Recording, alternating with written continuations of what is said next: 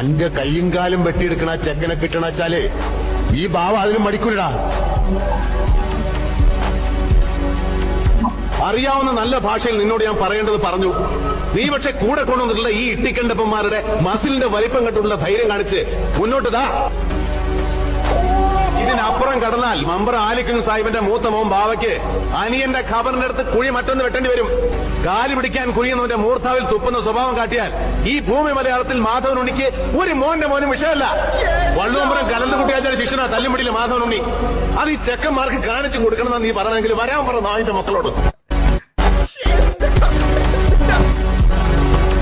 Single സ്ട്രെച്ചിലാ dialogue പറഞ്ഞു കേട്ടാ. എന്റെ മോ, എന്ത് സീനല്ലേ അതൊക്കെ.